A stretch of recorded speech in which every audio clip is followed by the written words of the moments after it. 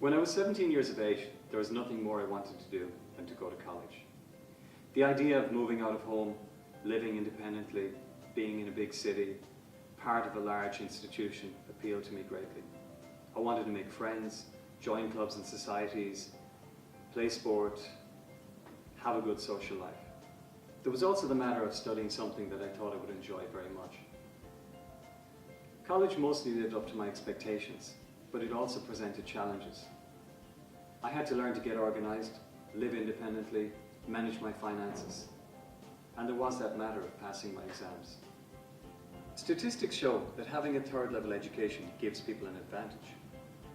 But while a lot of the information becomes outdated after a few years, I believe it's the skills and the experience of participating in college that gives people this advantage. The world has changed in the past 10 years. Information has never been easier to obtain. The key aspect of the information age is the sharing and developing of knowledge and skills. Big business and leading thinkers constantly remind us that the world of education must change.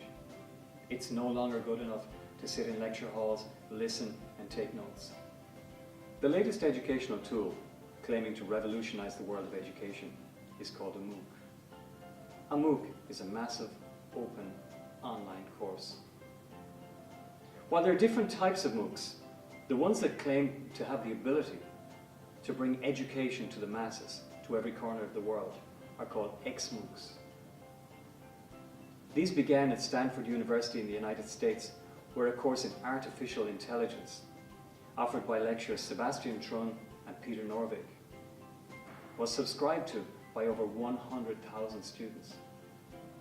These mind-boggling statistics have forced the world to sit back and take notice.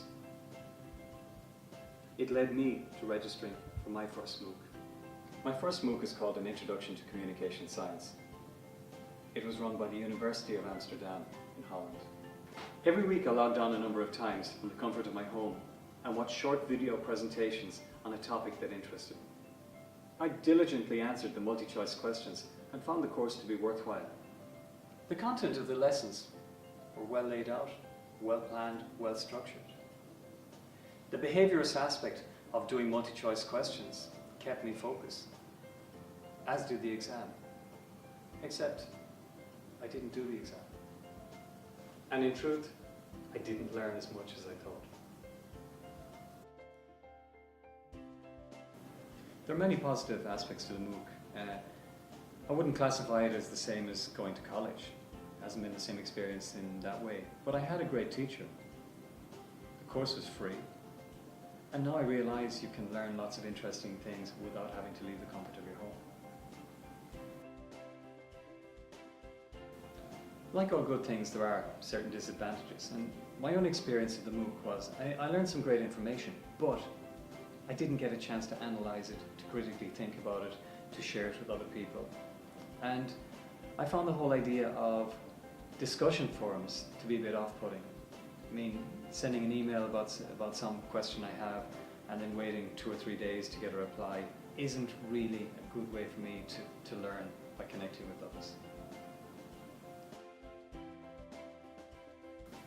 I believe that MOOCs have a part to play in the future of education.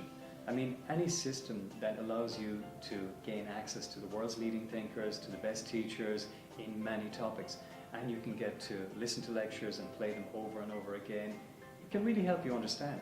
But I don't think it can replace a university. A MOOC can provide a certain experience of education, but doesn't necessarily correlate with the kind of things you learn in college, like group work, teamwork, making presentations, having to do difficult assignments and struggle to improve yourself and transform you as a person.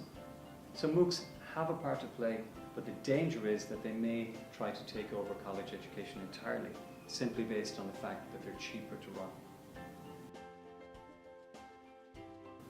My MOOC experience has made me a little bit more well-read, but at the end of the day, it's not a life-changing experience.